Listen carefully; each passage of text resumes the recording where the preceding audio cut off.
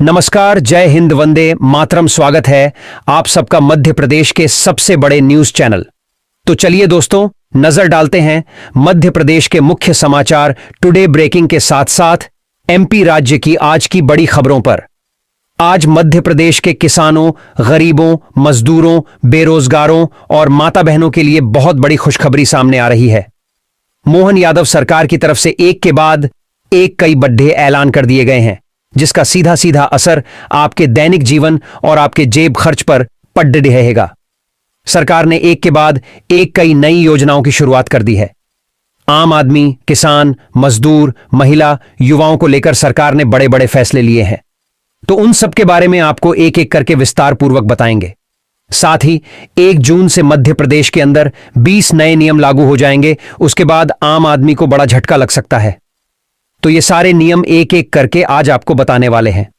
साथ ही अगर आपके पास में ई श्रम कार्ड है तो आप इस ई श्रम कार्ड के तहत कई सारी योजनाओं का लाभ घर बैठे ही उठा सकते हैं। आप अपने ई श्रम कार्ड के माध्यम से घर बैठे ही हजारों रुपए अपने खाते के अंदर प्राप्त कर सकते हैं। तो आप सबको ई श्रम कार्ड के तहत पैसे कैसे मिलेंगे, इन सब की जानकारी आपको वीडियो में बताएंगे। तो वीडियो को बिना स्किप किए पूरा जरूर देखिएगा। साथ ही लाडली बहना योजना में कुछ बदलाव किए गए हैं। उसके बाद कुछ लाडली बहनों की किस्त बंद हो सकती है।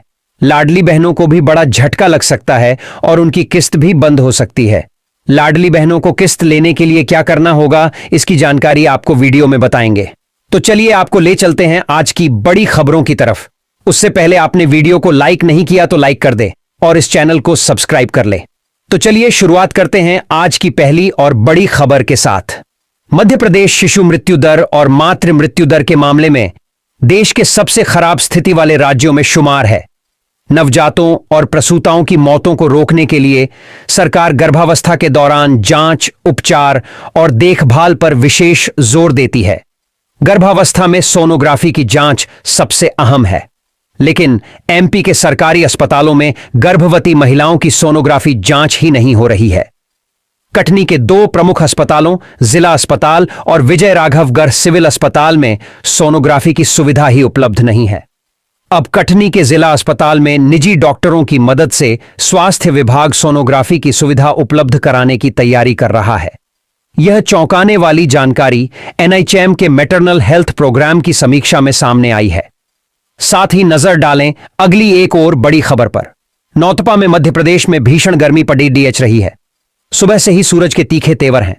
इससे पहले रविवार को पूरा प्रदेश जमकर तपा। राजगढ़, शाजापुर, निवादी, सागर, गुना, खजुराहो और सीहोर जिले सबसे गर्म रहे, जहां पारा 46 डिग्री के पार रहा।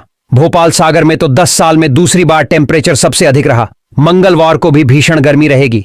रतलाम, धार, राजगढ़ में लू का रेड अलर्ट है। वहीं भोपाल, इंदौर, ग्वालियर, जबलपुर समेत 46 जिलों में तेज गर्मी पद्दडी अचने की संभावना है। साथ ही नजर डालें अगली एक और बड़ी खबर पर। मुख्यमंत्री डॉक्टर मोहन यादव ने उत्तर प्रदेश के वाराणसी में चुनावी सभा को संबोधित करते हुए कहा कि कांग्रेस की सनातन संस्कृति के विरोध की मानसिकता जग जाहिर है।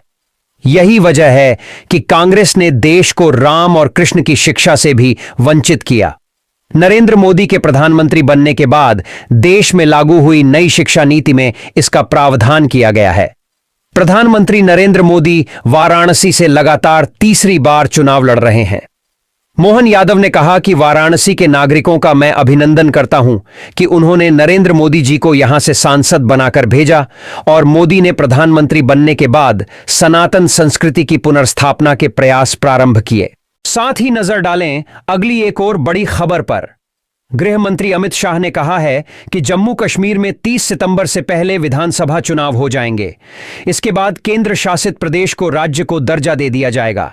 शाह ने कहा कि भाजपा की सरकार आने के बाद अगले 5 साल में देश भर में यूसीसी लागू कर दिया जाएगा और सभी चुनाव एक साथ करवाए जाएंगे।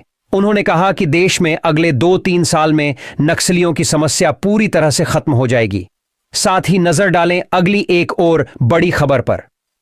मध्य प्रदेश हाईकोर्ट ने पूर्व मंत्री व बीजेपी नेता इमरती देवी और मध्य प्रदेश शासन को नोटिस जारी किए हैं।